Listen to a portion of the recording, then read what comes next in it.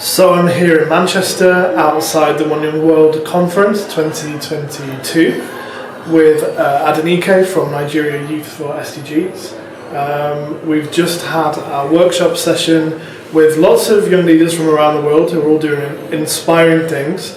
Adenike, tell us about you and your organisation. All right. Yeah, so I work in the development sector, and I'm passionate about all things that affect young people and women, and I lead strategy for Nigeria Youth SDGs. And Nigeria Youth SDGs is a network. It's an organization, not-for-profit organization, that is working with youth leaders and youth groups who are localizing the sustainable development goals in local communities in Nigeria. So we work together to advocate for policies and programs that affect young people in Nigeria. And speaking about the One Young World Summit, we just completed a brilliant workshop session, and I really want to talk more about it. How did it go for you? Sure, it went really well. So it was full on, which is great. We had people who were running women's NGOs, activist groups, opportunity organisations, education and much more. So a really, really diverse group of people. I think for those of you who don't know what One Young World is all about, it's a network which is growing every year of about 1,500 selected leaders from across the world who come together, who are making a difference. They get to network and share. I'm a previous ambassador from 2016. There were other ambassadors in the room as well. So I think it's great. There's not many networks where young people who are doing great things can come together in such a global way. So I think that was a really special thing about the workshop. We heard from Nigeria and Rwanda and the UK and Asia all in one room, which was amazing. Yes, you're right.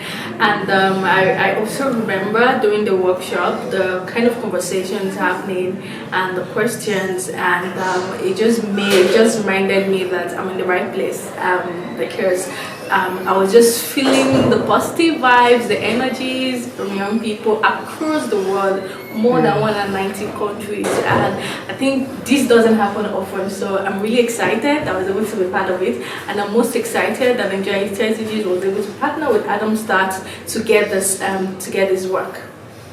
Yeah, we're really happy. I think one of the things that we like to promote is just giving people platforms to do what they do, make it bigger, make it seen, help it attract new partners, new funding, and I think, together we'll work together many more times in the future, here and in Nigeria, so we're really looking forward to that. Yeah, same here too. So are we going to talk about youth development? Sure, yeah. I mean, I could definitely start from a UK perspective. We don't have the same challenges here as Nigeria, but what we do have is a big percentage of young people who are underemployed or who are suffering from a lack of motivation or don't feel that there are jobs out there that actually suit them. And I think one of the biggest pressing issues right now in the UK is the cost of living, because it's a very expensive country to live and work in, even more so at the moment. And a lot of youth are thinking, well, I'm going to get into all this debt from university and then I have the big burden of buying a house.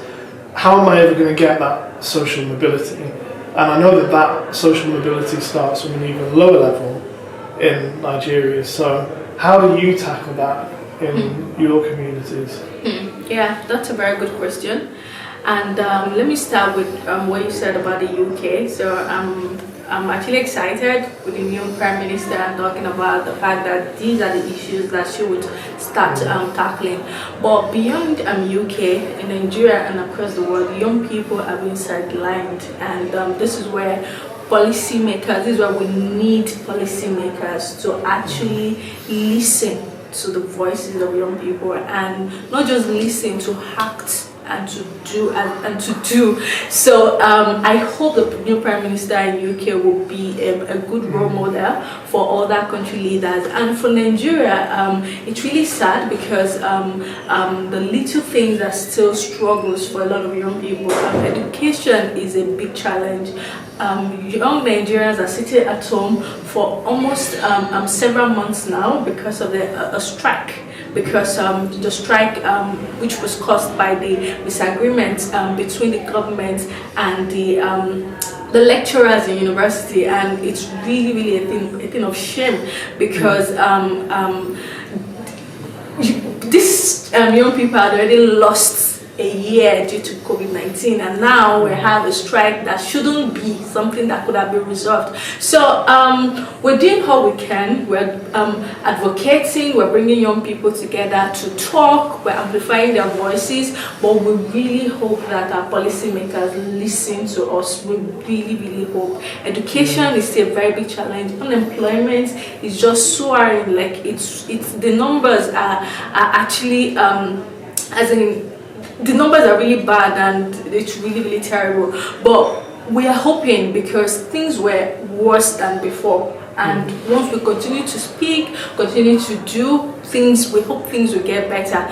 But I'm actually excited by the energies today. I mean, from all the young people across the world, and seeing quite a lot of Nigerians and those from Africa actually gave me a thing of joy that we have young people in these developing countries who haven't accepted their fate, who haven't resigned to say, oh, things are not working well, so let's just forget about it, but they are actually doing all they can. Many of them got scholarship to come to the One Young World, which is a brilliant one. That shows the importance of the work they are doing. So I really hope that they continue and more young people would actually do fantastic work like they are doing. But anyways, enough from my hand. And but I think Adam Stats is really doing amazing because quite a lot of young people seem to know you, Adam. They study everything.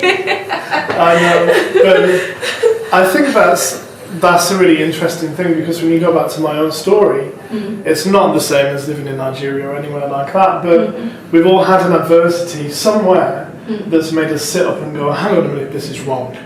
And we need to change either the system or the environment we're in, you know, policies or government, whatever it is. And in that room you've got 1,500 people from, you know, hundreds of countries who have all got up, like I was talking about in the workshop, got out of bed and said, no, today's going to be different to yesterday, and I'm going to do something inspiring. I don't care whether people tell me it's stupid, I'm going to find a way to do it.